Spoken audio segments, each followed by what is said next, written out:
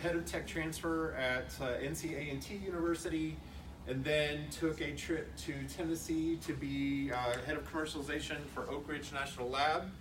He was part of the ongoing stuff at American Underground and what we're going to talk about today at Code 2040. And he is now the leader of American Underground. As many of you know, Adam Klein was the leader and kind of moved up in the organizational Capital Broadcasting. And Doug is now the leader of American Underground. And he will be interviewed by Kenyatta Hall, who's on our committee at 1 Million Cups. So enjoy, and thank you, Doug, for being here today. Absolutely.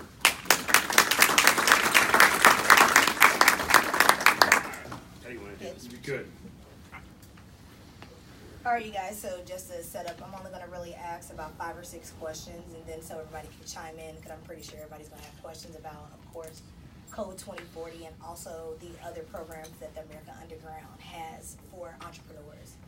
So let's just start out with, Doug, can you tell us a little bit about you being a part of Code 2040? I know that you were an entrepreneurship in residence, so can you tell us a little bit about that? Yeah, so as Jim mentioned, I was in Tennessee, launched a company, a fintech company called Cathedral Leasing.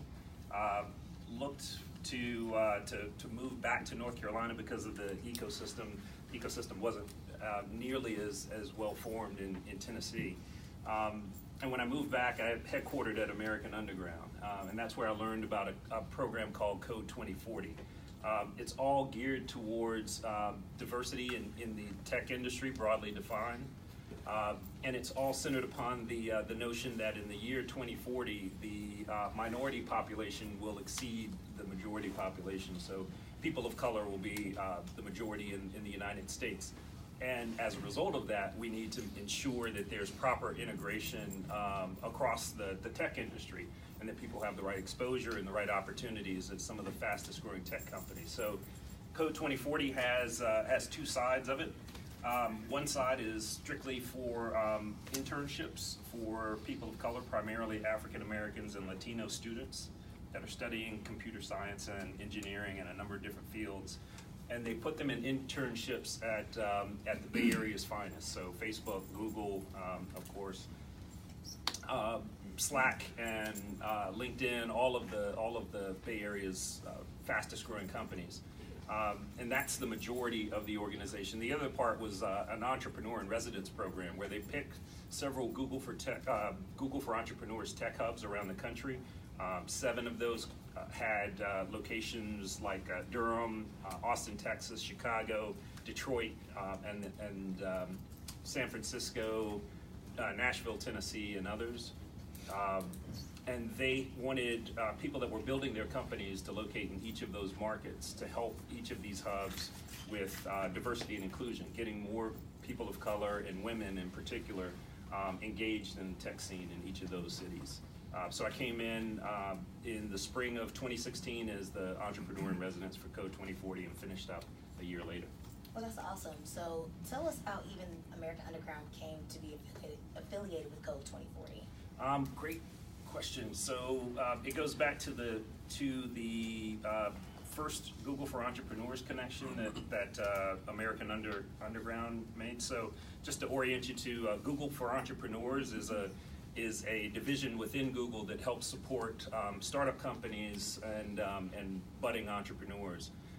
They launched an effort about 4 years ago to develop a network of tech hubs around the country and around the world that are in offbeat markets, so outside of the Boston and Austin and the Bay Area. In, I guess that was 2014, American Underground was selected to be one of those tech hubs, and we've been close partners ever since. Code 2040 as an organization was partially funded by Google, so when Code 2040 started this Entrepreneur in Residence program, they wanted to locate at one of Google's tech hubs to continue that, to deepen that relationship. And Google, of course, saw an opportunity to help diversify many of their tech hubs around the country. So how's that working out now? So is the residency, the entrepreneurship in residence, still a program that is hosted by Code 2040, or is there a different type of structure now? There's a different type of structure now. They realized that this past go around, so there were 3 years of the EIR program. this past year, Juan Porras, who's the CEO of Factivate, served as our entrepreneur in residence at AU. The organization, Code 2040, is undergoing a strategy shift more towards the internship and exposure part of the equation.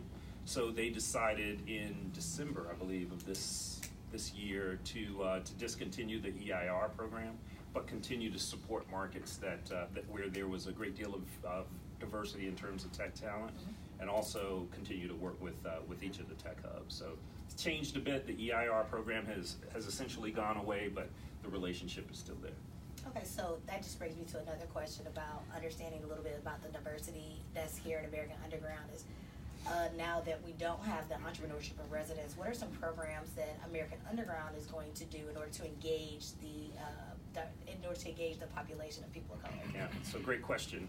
So the landscape as it stands today is that 30% of the companies in American Underground. So let me back up and take a bit of a 30,000 foot view. So AU is about 275 companies now, roughly 996 employees across our 5 locations.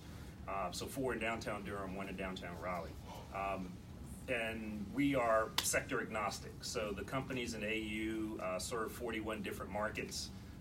They're everything from beehives and to B2B SaaS companies, completely random. About 30% of those founders are females, and about 32% are people of color. So it's a really robust, really rich environment. A couple of programs that we're engaged in to continue the work that we started with Code 2040 is, one, we partner with the Thurgood Marshall College Fund for their entrepreneurship and innovation program. It's an annual program, sort of a startup week-based curriculum, where they recruit over 100 students from historically black colleges around the country and bring them to Durham. And we provide a mentor and advisory pool for those companies. Apple's a big supporter, John Deere, and a number of different companies.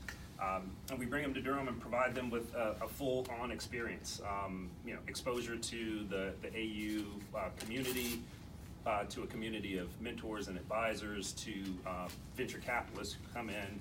Even Googlers fly in during that week to help us with those teams. And at the end of the week, of course, just like any Startup Week program, they pitch to investors and a crowd. This week, it's the week of May 23rd, just after Moog Fest, which is another one of our big festivals. And we hope to expand on that program this year. The other one is Black Founders Exchange that we hold in the fall for Google. So this is a program exclusively supported by Google to bring black founders from around the country to Durham, expressly for the same reason, right?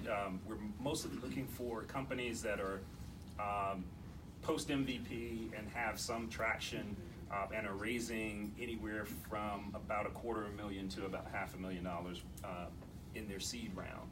And we surround them with mentors. A lot of Googlers come out for that one, about a dozen to 15. And we surround them with a lot of expertise, sector expertise. ThoughtBot that does mobile apps in Raleigh, they're a big supporter of us. So we surround them with all that sector expertise to help them extend their runway and raise their next round of capital. I think that's awesome.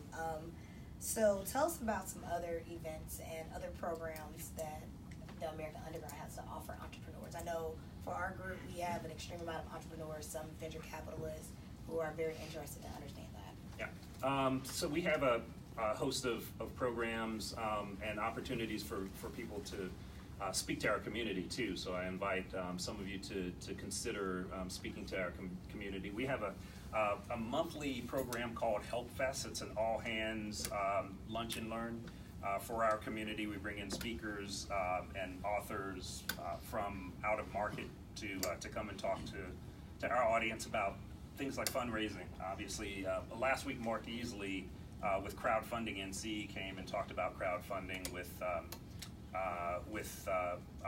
his platform. We also had David Gartner out there last week to talk about where they are with their fundraising and also the new grant program that they're about to execute as well. So Help Fest is one of those programs that's exclusively for our community. Some of those we open up. We have partnerships with Spectacular Magazine for Juneteenth. And Juneteenth is a financial empowerment holiday, if you will, in June to celebrate the Emancipation Proclamation and all of the opportunities provided by that. And then, of course, Thurgood Marshall, we host Moog Fest, particularly their science and technology thrust. This year, we're doing a fireside chat with ENIAC Ventures out of New York, who's going to provide some insight into their fund, and they invest in primarily in entrepreneurs of color and women. And we also have programs aimed specifically towards women. One of the things that we're really intent on doing is having peer-led groups inside our community. So we have a group of developers that meets virtually every week to talk about developer initiatives, new products coming out, things that they're using. We have a sales group, a traction group that's actually studying the book Traction. So we have a number of peer-led groups that all get together internally, and they're sort of self-led, and we help facilitate that process. Social entrepreneurs groups as well. We see AU as a real opportunity for the community to be more active. It's not just us setting up programs, it's the community determining what content they want to hear. So we try to keep our ears to the street and understand what folks want to hear and what they want to do and facilitate that.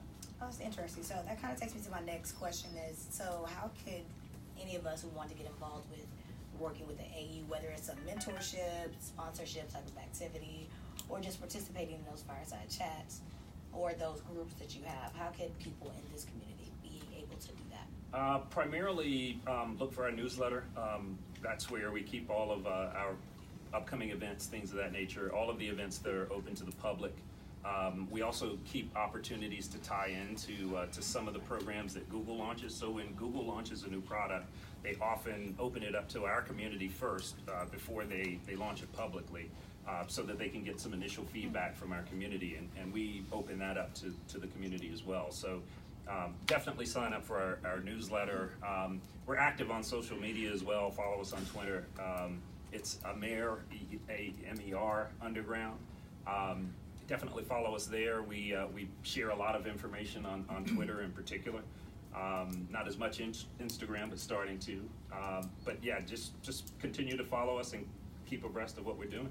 That's awesome. So anybody has any questions about anything about American Underground or 2040 or any other programs that they have? Bless you. Bless you. Hey, Yes. Doug, question here. So you mentioned 4 locations in this area, maybe 5.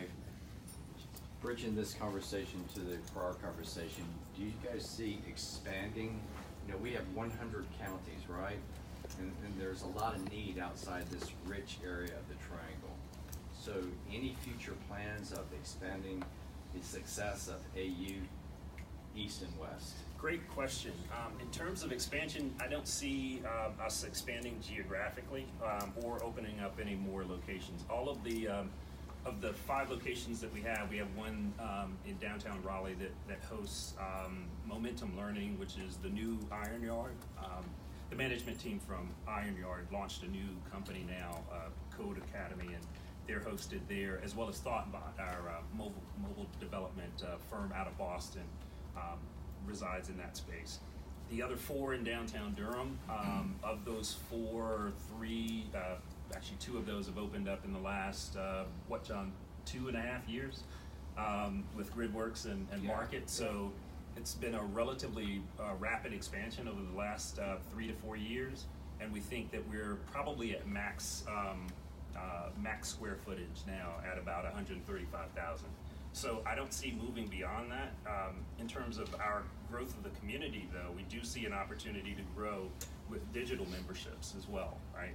Beyond just physical memberships. So you can have, of course, co-working, office space are our primary offerings. We offer office hours memberships as well. So people, or or after hours, excuse me. So people after 5 that are essentially doing their side hustle, they can come and join the community and enjoy the same benefits. But quite honestly, digitally is how we're going to reach the rest of the state.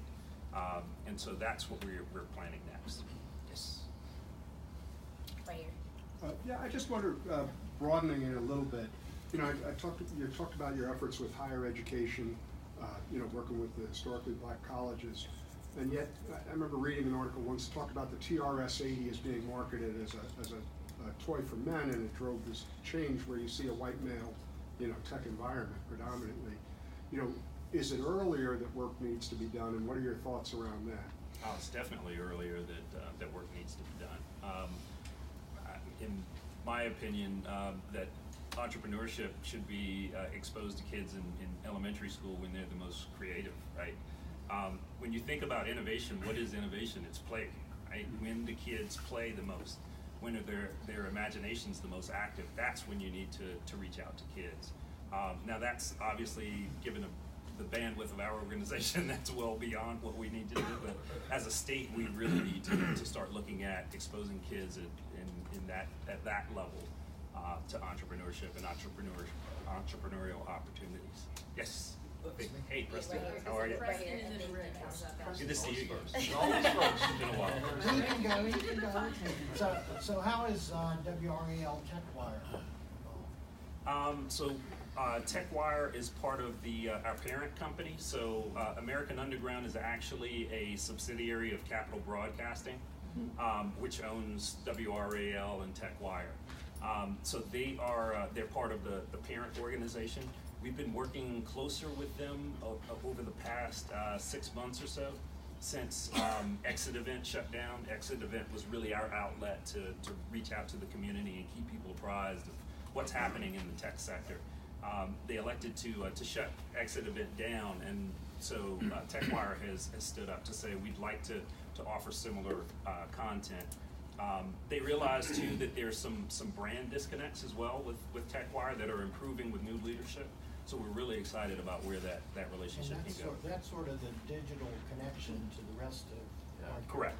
That's exactly right. And they're really excited. So they've essentially reconstituted the team around TechWire. A lot more engaged now in terms of early stage startups and entrepreneurship. They're actually reaching out to a lot of the rural counties now, especially in eastern North Carolina, to integrate them into the fold. So a lot more activity on that front. I'm really encouraged by James Amato and the new leadership there. James is fantastic. Yeah. Yes. I know in regards to your staff, there's only so much you can do.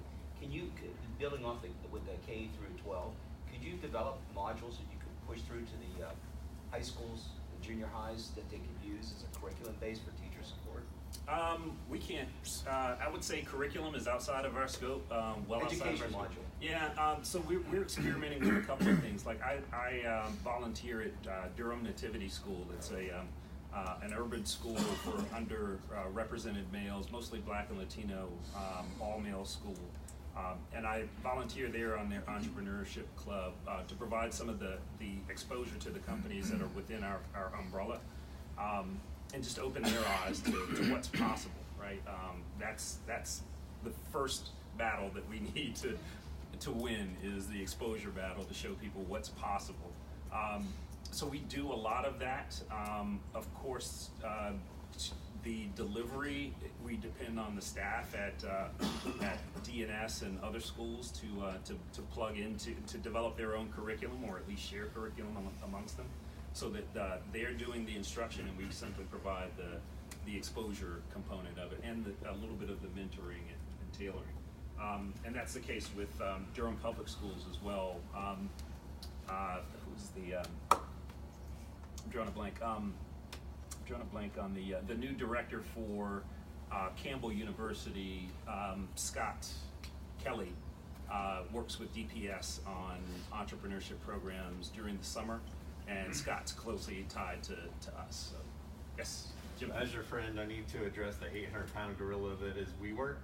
How are you guys going to differentiate yourself as they open offices in Durham and Raleigh? Yeah, I think the reverse question is how do they differentiate from us? So the way throw that out there. So the way that I look at this is that this area, quite honestly, needs to be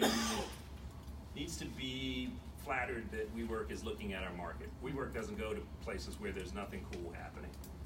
So number one, we all need to feel good about what's happening in North Carolina, in particular in this region, else they wouldn't even pay us any attention. So WeWork is an interesting model. They are in, 247 cities and 40-some countries, none of which is like Durham, right?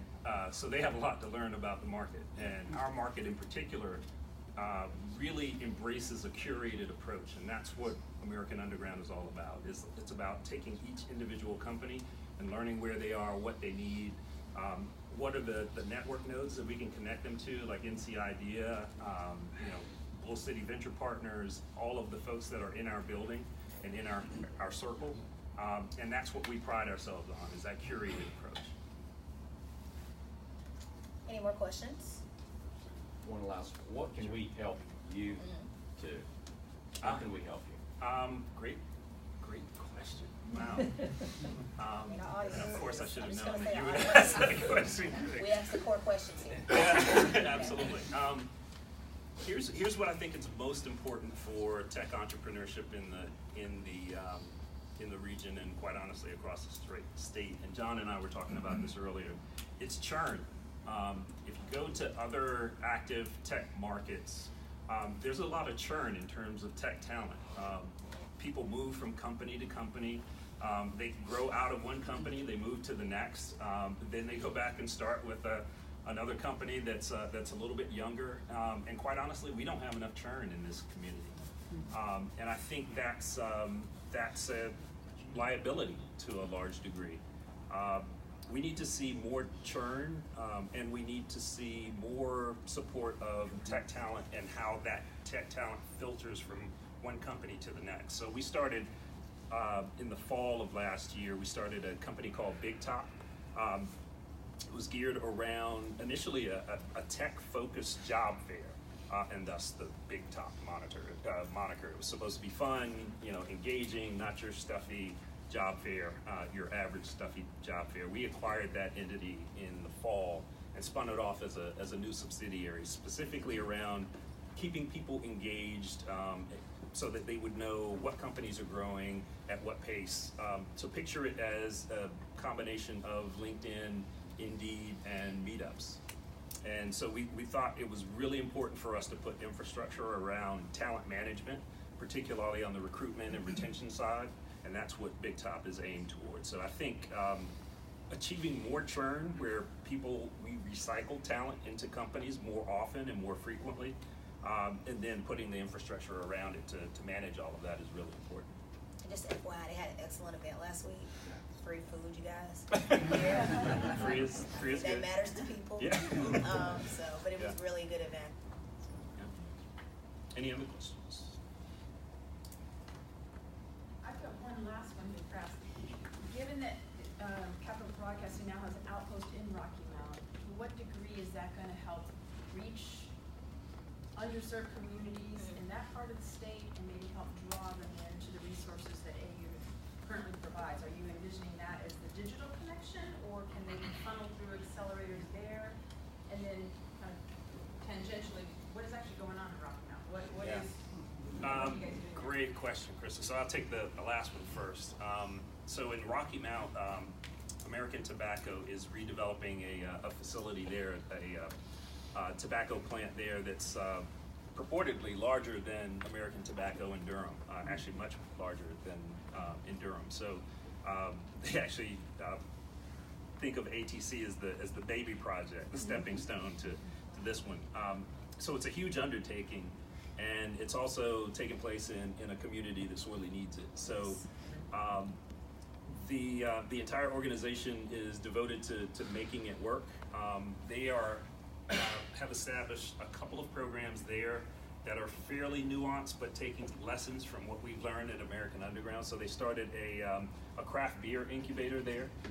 So craft beer makers in the area can can work from that facility. They're going to expand that, possibly to include spirits and other things as well. So they're taking some sectors and establishing programs there based upon what we've learned in our accelerator programs. But I think that is definitely, as Google Fiber, who's another partner for American Underground, as Google Fiber expands and Rocky Mountain and other areas like it are able to benefit from that, I think that is an opportunity for our digital membership to grow, and that's for us to share our content a little bit better. I hope that answers your question, Chris. Yeah, so as we become aware of individuals or startups in that region, we can kind of steer them to you or to the Rocky Mountain, to Adam? I mean, is there going to be a separate non-craft brewery accelerator? To be determined. It's early still. Okay. We're still in the experimental stages. The facility is I think only 15% occupied at this point. There's a lot of square footage there. So we're still in the experimental stages. We're at our MVP. We'll figure it out when we get enough feedback. Any more Any other questions? questions? Yeah. I'm sorry. Asked a question. I was Oh. Okay. Well, I think that concludes. All right, Jim's got Okay. Doug, how do we build a better connection between North Carolina and Tennessee? Obviously, Oak Ridge has tremendous assets. We have an RTI, we have the park. Are there ways that the two states can work together? Because Nashville's kicking ass, and we should be paying attention. So this shows Jim and I, from our long-standing relationship, he's always in my head, so he knows what's happening there. Having lived in Tennessee, I think there's a lot of promise in a number of different markets in Tennessee. Nashville, Chattanooga, which is phenomenal, and then Knoxville, where I lived while I was working with Oak Ridge National Laboratory. There are a lot of intellectual assets there. Oak Ridge, of course, being a Department of Energy and NSA facility, big cybersecurity, big 3D printing and additive manufacturing operation there. There's so many assets just between our two states, and quite honestly, from a Google for Entrepreneurs hub network perspective, we're the only two directly adjoining states that they have throughout the globe. So I think there are a number of opportunities. I'm speaking with Launch Tennessee, which is essentially their version of NC Idea. I'm speaking with Launch Tennessee, my former colleagues there, about doing more sort of cross-state connection. Of course, Nashville is a big healthcare and a healthcare hub, and a lot of great large, both Fortune 1000 companies and also startups in that space. And I see a real opportunity to create some interplay between Nashville and this area on the life science and healthcare side of the equation. So stay tuned for that. Headed to Nashville on Monday, and we'll have more conversation there. So stay tuned. All right. That's awesome. A lot of good things going on here. Any more questions? Doug, thank you very much. Thank you. Yeah, Yeah.